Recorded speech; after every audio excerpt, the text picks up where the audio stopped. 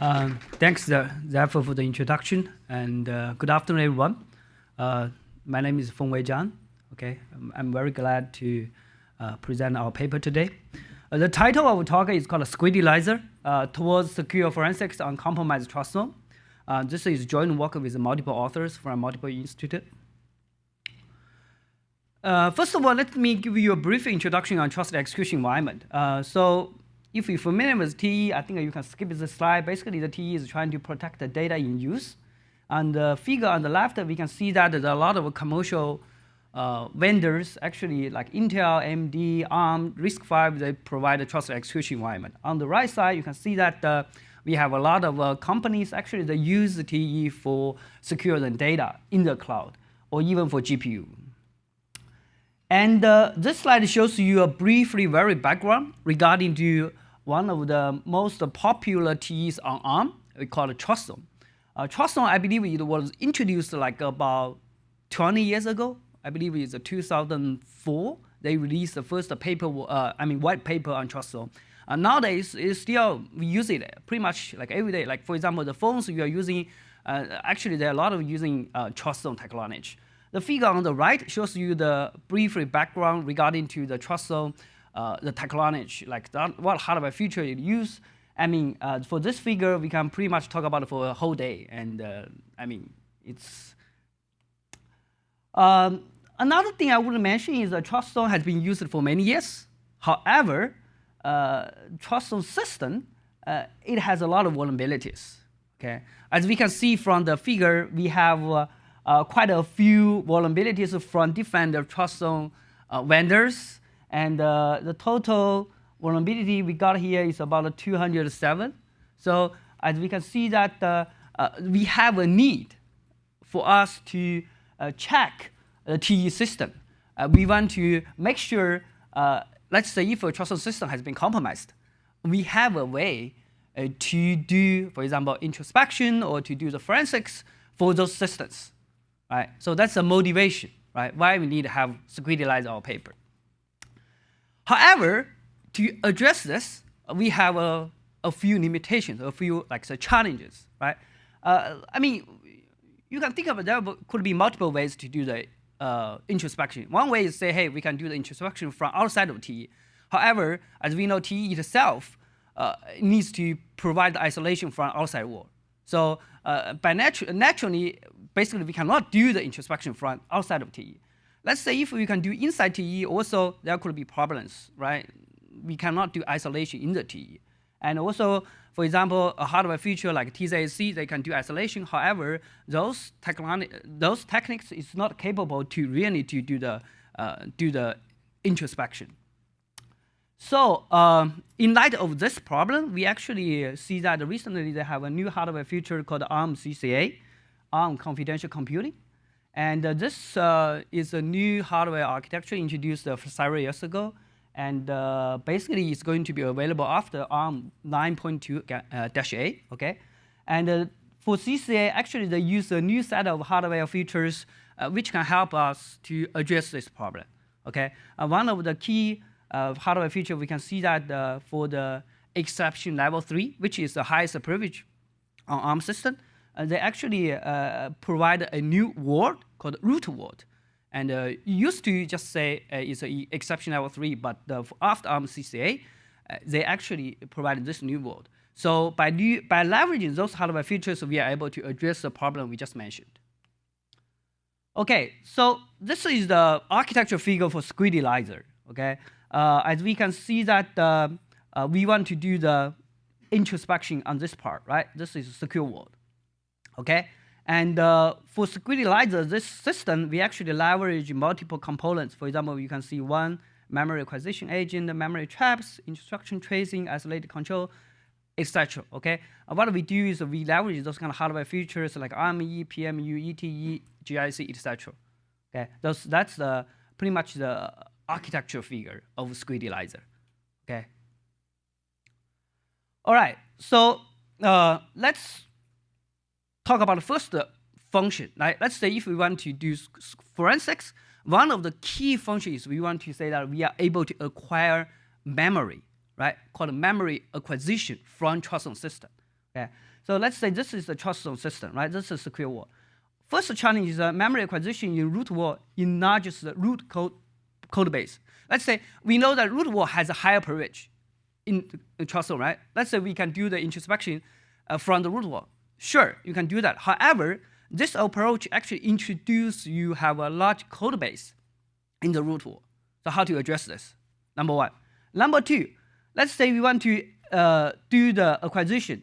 Actually, root wall, they have some speeding issues. Later, we are talking about why they have speeding issues. Think about it. If you have address here, the root wall, if they want to access this address, they need to translate this address to physical address first, and then create a mapping from the EL3 to this memory location, right? So actually, you are going to have a lot of translation slow down for the memory forensics. Okay, to address this problem, solution one to say that how to optimize the TCB. What we do is just we actually decouple the introspection agent to the upper layer. Okay, so in that case, we can maintain a minimized size in the exception level 3 for the root wall. And we put most of the code in the agent to do the introspection for TrustZone. Okay, and also, let's say, hey, you may ask how to do the isolation, because this is running together, right? So what we do for isolation is we use the GPC, okay, which is a new hardware feature introduced in CCA. Okay. All right, for solution 2, say we just talk about memory acquisition may have performance slowdown, right? How to optimize this problem, right? So what we do is we actually using a mechanism called grafting, okay?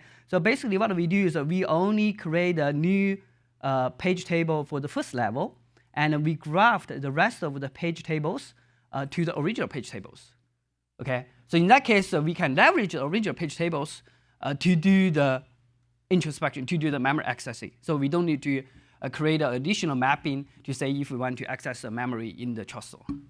Okay, that's the second technique we use.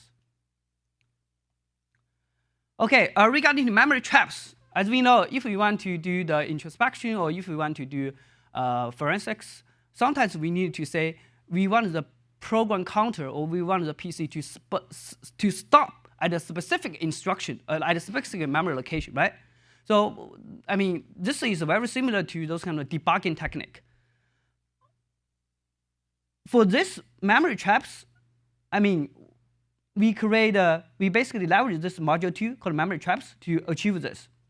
However, I mean, one straight approach is to say that we can use the Arm GPC. So basically, GPC is a granular page protection.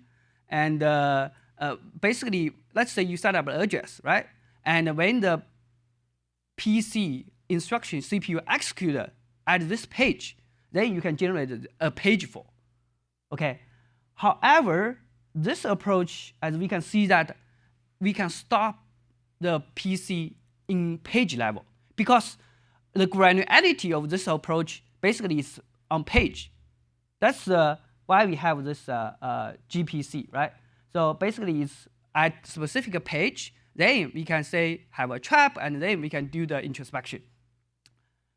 The problem is the granularity of this approach is too close, right? Sometimes if we want to stop a specific stop at a specific address, we cannot do that. We only can do the page level. So to address this approach, we actually provide a fine-grained memory access traps. So what we do is in the beginning, we still do page level, right? So let's say we mark this gray level non-access. Suppose we have we want to have a memory trap within this page. Let's say this one, right? For the monitoring address, we first do page level. Once we got into the page, then we make those pages become available. Okay? Then what do? We use PMU, right? We set up the performance counter, say that, I don't know, say after 2,000 instructions, right? Then we can do the overflow. We basically set up the PMU as a, let's say, highest number minus this 2,000, right? When the program counter increase, and we set up the event as a retired instruction, right? So when the PC increase, instruction incremental, then we can hit the PMU overflow. And then we have the PMU overflow, we can get the trap.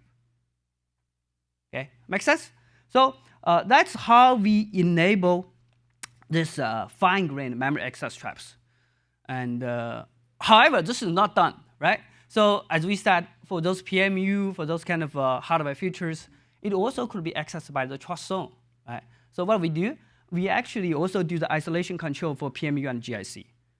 So for this part, we use the granular protection check again, which is the hardware feature in Arm CCA.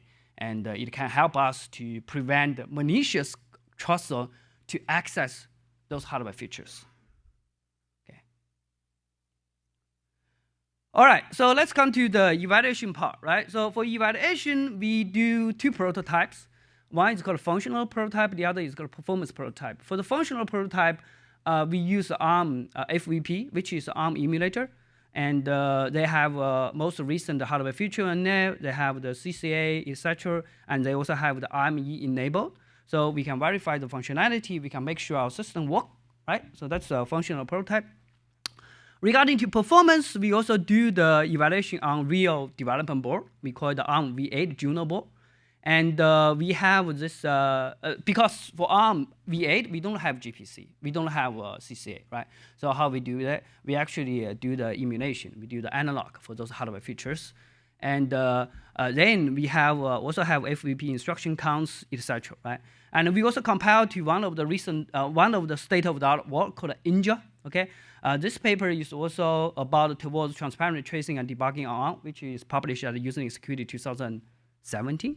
Okay, we compile to In-TrustZone, SCRUTINIZER actually can improve performance by 20 times, okay, compared to SOTA.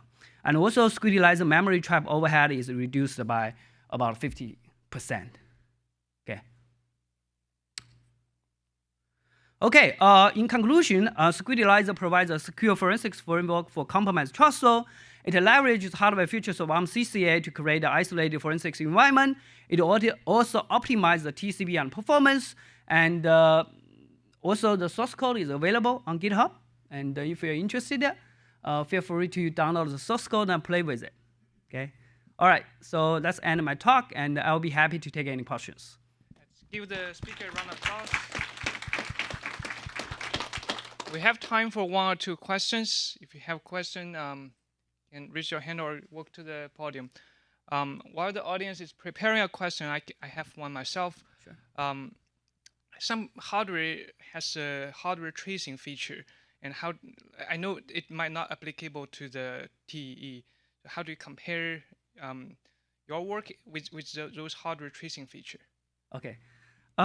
Thanks for the question. So if I understand how do we compare our work with hardware tracing techniques, right? So actually for SCRUTINIZER in this presentation, I did not talk about tracing at all. In our paper, actually, we do have a module to do the tracing. Our Arm system, actually, they have quite a few hardware-based tracing technique. For Arm V8, they have a technique called ETM. And actually for this one, because we are running on V9, we actually use a new one called ETE, okay, which is also a pure hardware. And we actually enable ETE for trace TrustZone system. Yeah, that's also part of the contribution in our paper, but I did not talk about it in the slide. Thank you. Due to the time limit. Yeah. Yeah, great talk. One or two things. First of all, you need to guarantee the memory access from the agent. You need to guarantee that the agent can access the TrustZone, but on the other way around, it's forbidden.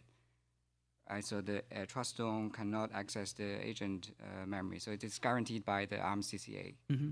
Okay, so the second question is, when you are doing forensics, is the agent running at the same time with the TrustZone, or you pass the TrustZone and you do the memory access? Okay, thanks a lot, Chan. So for the first question, I will confirm. So we do the isolation by using the GPC. So in that case, TrustZone cannot access agent code, number one. Number two, for this one, actually they are running at the same time. Okay. But the agent actually can run at a different core, right? For example, you have 16 cores, right? You have 15 cores running on TrustZone, one core for the agent is fine. Okay, got it. Okay, thanks. Yeah. Let's give the speaker another round of applause.